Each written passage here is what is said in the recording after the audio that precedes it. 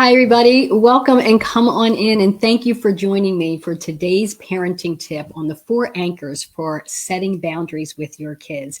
If you are joining me live, feel free to click the link above this video that says streamyard.com/Facebook. It allows Facebook the opportunity to access your profile. And if you want to engage with me here in the comments, then I can actually see your name and not a little bubblehead that says Facebook user. So welcome and come on in. If you're here joining me live, comment and let me know that you're here and where you're coming in from. If you are watching this tip on replay, give me #replay so that I know that you are here. So today I want to talk to you about the 4 anchors for setting boundaries with your kids. And I know that there are a lot of us parents who struggle with setting and maintaining boundaries. And as I read and applied strategies from that were established in the book, Boundaries with Teens, written by Dr. John Townsend, he talks about 4 anchors of boundary setting that I want to share with you today. I mean, setting boundaries with our kids are going to require a level of communication and expectations. And as you know, in the past, I have talked about having family meetings. In other words, inviting our kids to the table and discussing what the boundaries and the consequences will be if the boundaries are violated. So I just want to kind of disclose on the family meeting. So a family meeting is really an opportunity in a casual setting where we can get together with our kids and have open communication and conversation. So I kind of caution parents when they call the kids in and say, we're going to have a family meeting, because sometimes their defenses are already up, right? You know, they're already thinking, what's going on? Why are we having a meeting? I even had one client who mentioned this to her family, and her son said, what's this meeting about? Do I need to have my attorney present? Which cracked me up, tells me a lot about his personality. But anyhow, when you set up the family meeting, it needs to just be in a casual setting. Sometimes it's Taco Tuesday. We're having a taco bar. I talk about Sundays. Everybody's happy when we're having ice cream, right? So set up that opportunity where we can have these conversations. Now, every boundary setting conversation or situation should include these 4 anchoring principles.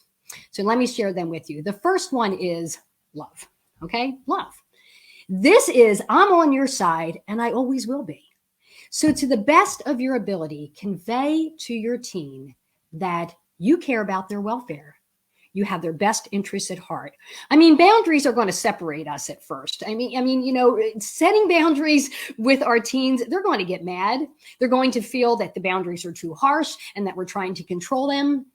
But love will help your teen hear what you are saying and accept the boundaries and even tolerate the consequences. So telling them something like this: look, I'm on your side. I'm doing this because I love you. Not because I'm mad, not because I want to punish you, not because I don't care about you. I'm doing this because I want what's best for you and I want to keep you safe.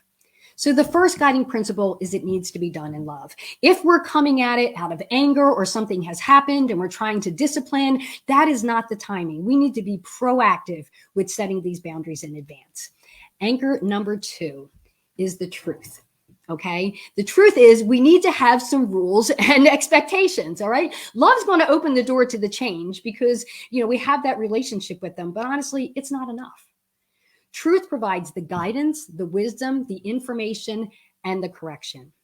I mean, truth exists in the form of the rules, the requirements, and the expectations for your teen. I mean, they are the do's and don'ts that spell out what you will allow and what they should avoid. So why is this so important? Let me tell you, because they need to know where the line is. I mean, so they can choose whether or not they're going to cross it. You know, if there is no line, if we don't have a boundary, then we're not able, you know, then they're just going to cross it. There's no boundary. You know, boundaries don't work when we don't clearly define what the boundary is. So I know that there are some parenting personalities that feel weird or even mean about having to set boundaries with their kids. I mean, you know, I work with them. I totally get this, you know, and I know it's going to feel awkward, but it is so necessary. I mean, teens who have reasonable expectations for their behaviors tend to do better in life. Why? Because boundaries are a part of life, every part of our life. Everywhere we go, there's going to be rules and expectations. So make your rules and expectations specific and understandable. Your teen needs to know how clearly what is acceptable and what is not acceptable. So as a rule of thumb, the more immature your kid is, the more specific we need to be. So don't get mad. maybe we just weren't clear enough with the expectation. So maybe you need to write it down and post it somewhere. And when I have family meetings with my kids, before we finish the meeting, I say, is everything okay?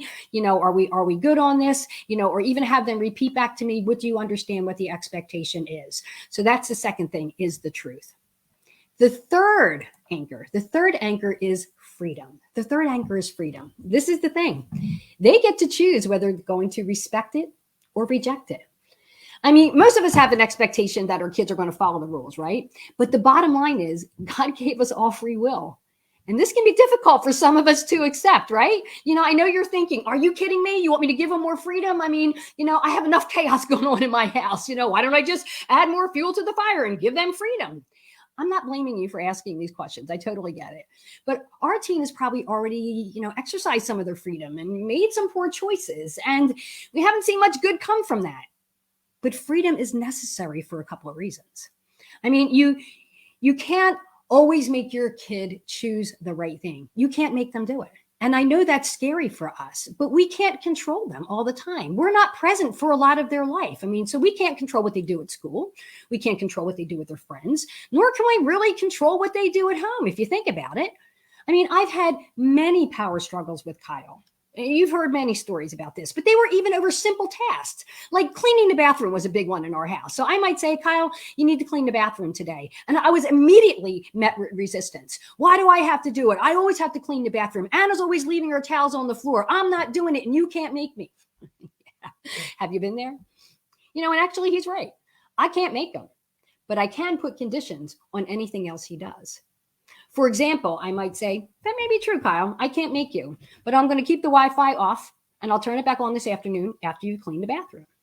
Or you might say to your daughter, I'll allow you to spend time at Kayla's house this afternoon after you've emptied the dishwasher. We need to set what the boundaries are, the conditions. They still get to choose whether or not they're going to complete the task, but with conditions. Do you get me? So I have found that this strategy of using enforceable statements does condition the situation. For example, I will when you fill in the blanks. I will allow when you fill in the blank. Whatever this is, this is an amazing strategy, but remember, they still get to choose. They still get to choose. Anchor number 4 is the reality. Here's what's going to happen. Now, teens need logical consequences because that's how they experience real-world lessons. I mean, good behavior brings good results. Bad behavior brings not so good results, okay? And hopefully, when you have set the boundaries, you have already established what the consequences will be. That's usually discussed at the family meeting. But depending upon the situation, your teen may need to experience some additional consequences. But remember, the consequences need to fit the crime. And you need to follow through on them. If you state a consequence without enforcing, all we're doing is training our kids to ignore us because nothing's really going to happen anyway, right? So the next time you decide to have a family meeting on setting boundaries, be sure to tell your teen these 4 things. The first one is, I love you and I'm on your side. The second one is, we have rules and expectations for your behavior. The third one is you can choose to respect or reject these rules. And the fourth one is established through communication and collaboration on what the consequences will be if they choose to reject the rules. This way, they're not blindsided when it happens. When you apply these 4 anchors when setting boundaries with your kids, you're providing stability, clarity, motivation that your teen needs to learn to begin to have self-control and responsibility. So if you would like to learn more about how to effectively set and maintain boundaries with your teens, let's put together a parenting blueprint so I can be more specific with you about your needs. So you can click the link that I'm going to give you to set up a connect call and see if a parenting blueprint is a fit for you so we can bring that calm and harmony back into the home.